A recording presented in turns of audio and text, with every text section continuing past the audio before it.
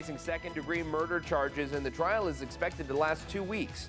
We'll get you up to speed.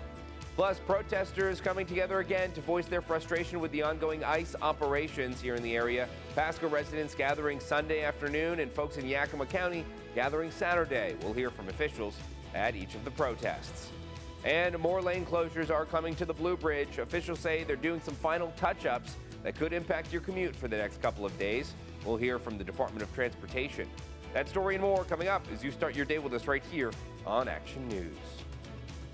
Good Monday morning, everybody. I'm Dave Furtado. And I'm meteorologist Jefferson Donovan. And Jefferson, in the world of weather, you could see in that video about the Blue Bridge, a lot of snowflakes falling. Not so much in the way of snow for us here this morning, and hopefully not at all this week. Well, not at least early in the week, maybe as we get towards the end of the week. But the big story for this week is going to be just cold temperatures. We're going to see our coldest temperatures of the wintertime season so far. Pretty unusual that we see our coldest temperatures of the winter in February as opposed to December or January, but that is what we are going to be confronted with this week. Before we talk about the cold temperatures, let's talk about the now. In Yakima, we are waking up to a fairly mild morning, and that is because of clouds in the sky. In Yakima right now, we are sitting at 27 degrees underneath those mostly cloudy skies. Now, enjoy these temperatures in the 20s this morning, because 27 degrees, that kind of temperature is what many of us are going to be seeing for daytime highs as we go through the rest of the week. So there's a look at your weather headlines. Chilly daytime high temperatures, frigid overnight lows. Almost all of us seeing temperatures falling into the single digits for the overnight lows.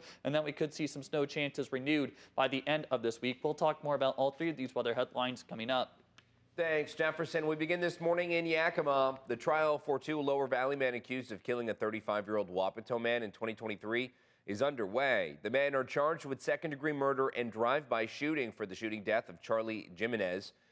This happened on South Wasco Avenue on May 5th, 2023, where officers found Jimenez in front of his home with gunshot wounds. He was pronounced dead when he was taken to the hospital. The trial is expected to last 2 weeks.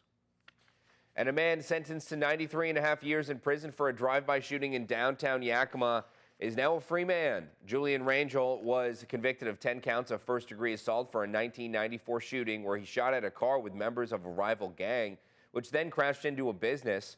Rangel then drove up to the crashed car and fired again at the occupants, even bystanders as well, who came out to help.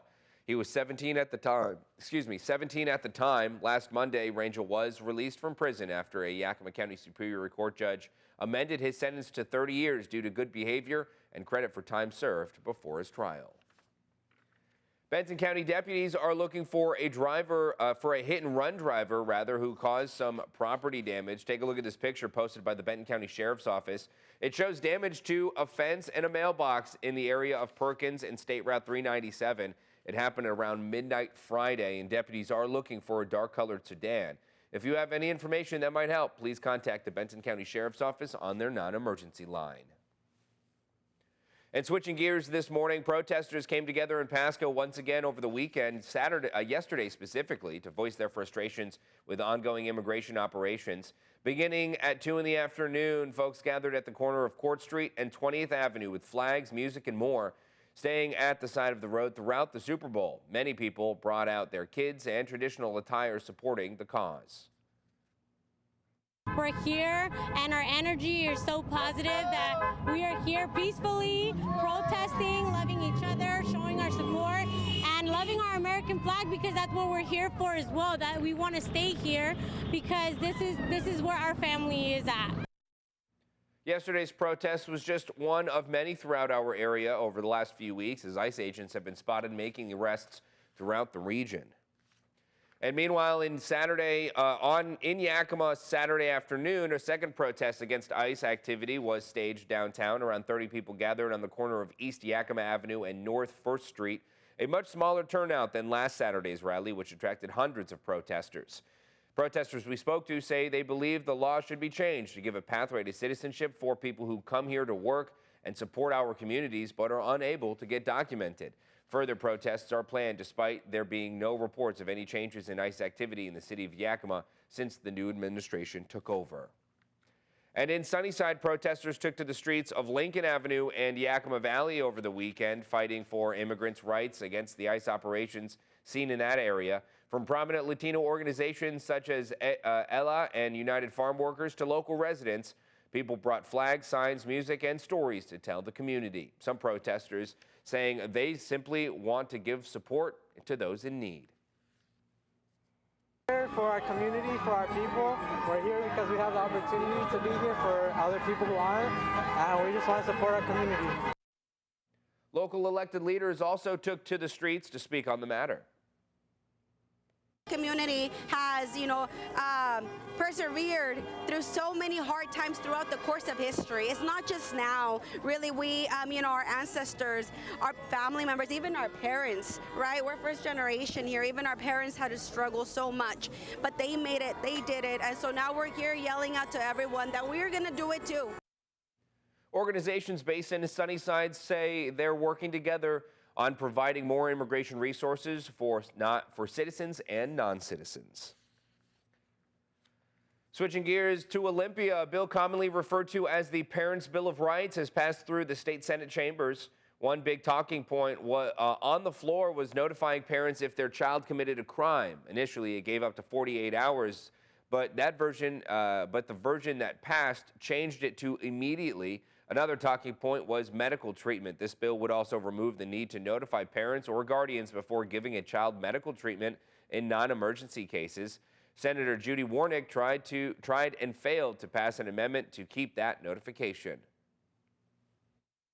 Our schools are suffering a nurses shortage, and many of our rural schools don't have a school nurse. So other staff members take on the responsibility of caring for children. Now, the bill will have to go through the House next before making it to the governor's desk. It should be noted that there is a bill referred to as the Students' Bill of Rights being written in the House as well. Although work on the Blue Bridge was finished before the holidays, the Washington State Department of Transportation has announced more lane closures. Beginning today, you should plan ahead as backups are expected while they make some last-minute touch-ups to the project, which could impact your commute to and from work for a couple of days. As construction does happen, sometimes we run into some delays. So we're planning just for Monday and Tuesday of the week, but it could get pushed out. It could be shorter. So that's why we're just advising drivers to make sure that they plan ahead, just to make sure that they're not running into those lane closures later in the week. Now, transportation leaders want to remind people to zipper merge where the cone starts to mark the lane as closed. And with that, let's jump right over to meteorologist Jefferson Donovan. Jefferson, we mentioned it before, the snow in that video, kind of in the days gone at this point now. Sure. The look ahead is just the cold temperatures, right? That's right. For at least through Wednesday, the big story is just going to be very cold temperatures. Not looking at too much in the way of frozen precipitation, but temperatures themselves are going to be freezing. Today, we're going to be looking at high temperatures only into the upper 20s to low 30s, maybe just getting above freezing for some area communities. But today is actually going to be the warmest day of the next several, if you can believe that. We will talk about chilly daytime highs. We'll also talk about frigid overnight lows, all coming up. Thanks, Jefferson. The time now is 5:09.